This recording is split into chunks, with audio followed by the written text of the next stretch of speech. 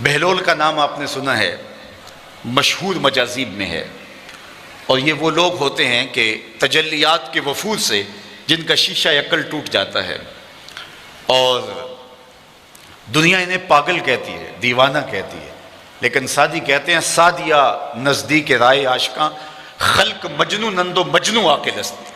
لوگ کہتے ہیں یہ پاگل ہیں، لیکن حقیقت میں عقل والے یہی ہیں جو یار تک پہنچنے کا راستہ ڈھونڈ چکے ہیں، جو ہر وقت اس کے جلووں میں مبہوت رہتے ہیں۔ اصل تو عقل ان کے پاس ہے، شعور تو ان کے پاس ہے۔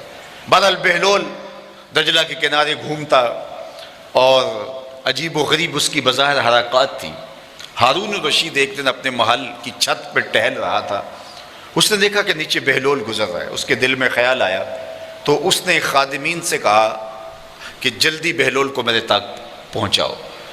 تو جو مامور تھے خدمت پر، انہوں نے اوپر سے نیچے کمند پھینکی، نیچے والوں کو اشارہ دیا، انہوں نے بہلول کو پکڑ کے ڈولی میں رکھا، اوپر والوں نے کھینچ لیا۔ 2 لمحوں کے بعد بہلول بادشاہ کے سامنے تھا۔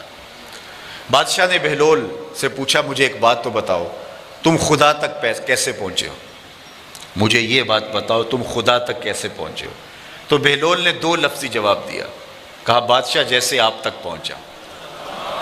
جو اللہ کے بندے ہوتے ہیں ان کی لمبی تقریریں نہیں ہوتی، بات میں سادہ و آزادہ، معانی میں دقیق۔ اقبال نے جو مرد قلندر کی نشانیاں بیان کی ہیں ان میں سے ایک نشانی بات میں سادہ و آزادہ، معانی میں دقیق۔ تو کہا کہ جیسے آپ تک پہنچا ہوں۔ بات تو سادہ سی تھی، لیکن ہارون رشید کہنے لگا میں سمجھ نہیں پایا۔ کہا بات تو آسان ہے، تم نہیں سمجھ پائے تو میں کیا کروں؟ کہا تشریح چاہتا ہوں۔ کہا سنو، میں خود آنا چاہتا تو درخواست لکھتا، پھر دیوان خانے میں جاتا، جمع کرواتا، کئی مہینوں کے بعد ایک پروسیس کے بعد آپ تک پہنچتی، پھر آپ کی مرضی ہوتی تو آپ اس درخواست کو قبول کرتے، نہ کرتے، قبول کرتے تو پھر اپنی مرضی کا وقت دیتے۔ وہ مہینوں سالوں کے بعد بھی ہو سکتا تھا۔ پھر اس وقت پہ میں پہنچتا، آپ کے کوئی ضروری مہمان آ جاتے، کسی اور سلطنت کے سفیر آ جاتے، تو میری ملاقات وہیں رہ جاتی۔ تو میں چاہتا تو کئی مہینے اور کئی سال لگ جاتے، ملاقات پھر بھی آپ کی مرضی پہ موقوف تھی، اور جب آپ نے چاہا تو 2 گھڑیاں بھی نہیں لگی، جب آپ نے چاہا تو 2 لمحے بھی نہیں لگے۔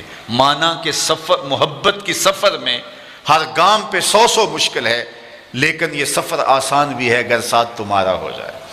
تو کہا کہ بندہ چاہے تو ساری زندگی فرق کے راستے پہ گامزن رہے، لیکن منزل نصیب نہیں ہوتی، لیکن جب وہ چاہے تو جمع کا قاعدہ جب سامنے آتا ہے تو پھر 2 لمحے بھی نہیں لگتے۔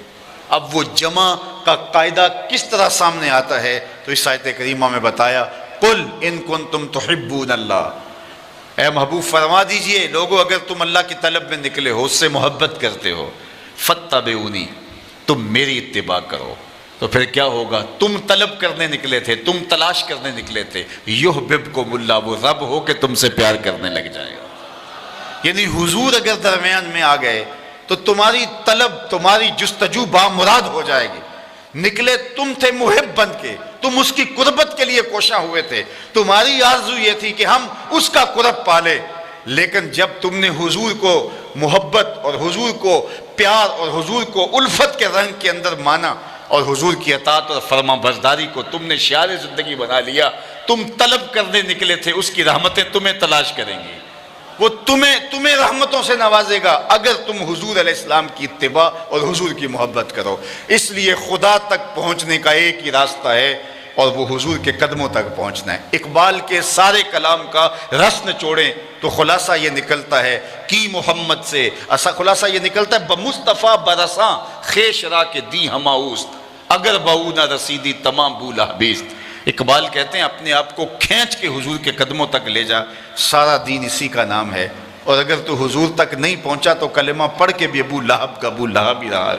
اس لیے اگر میں اور آپ چاہتے ہیں کہ ہمیں خدا کی قربت نصیب ہو تو ہمیں حضور کی راہوں تک پہنچنا ہوگا، حضور کے طریقے کو اختیار کرنا ہوگا، ان کے طرز زندگی کو اختیار کرنا ہوگا۔ ہم دعوی محبت رکھتے ہیں اور ہم اپنے دعوی محبت میں سچے ہیں، لیکن ہم نے یہ دیکھنا ہے کہ ابھی ہماری محبت کہیں ناپختہ تو نہیں ہے، چونکہ محبت محب کے لیے یہ بات لازم کر دیتی ہے کہ وہ محبوب کی اطاعت کو شعار زندگی بنا لے۔ محبوب نے جو حکم دیا ہو اس کو ماننا تو جان لڑا کر بھی ضروری ہوتا ہے۔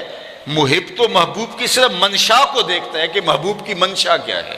محبوب کا حکم وہ تو حکم ہوتا ہے، محبوب نے کہہ دیا تو پھر اپنی خواہش کیا رہ جاتی ہے؟ تیرے ہندیاں سندیاں محبوبہ میں کافر ہوا جے میں ہوا۔ جب محبوب نے کہہ دیا تو پھر تو کوئی بات ہی نہ رہی۔ اصل جو محب ہوتا ہے وہ محبوب کے حکم کا انتظار نہیں کرتا، محبوب کی منشا دیکھتا ہے کہ محبوب کی منشا کیا ہے۔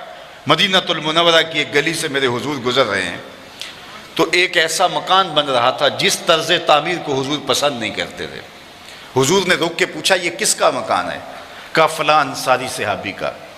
حضور نے کچھ نہیں کہا، گزر گئے۔ کسی نے اس انصاری کو جا بتایا حضور نے تیرا مکان دیکھا تھا، چہرے پہ آثار پسندیدگی ظاہر نہیں ہوئے۔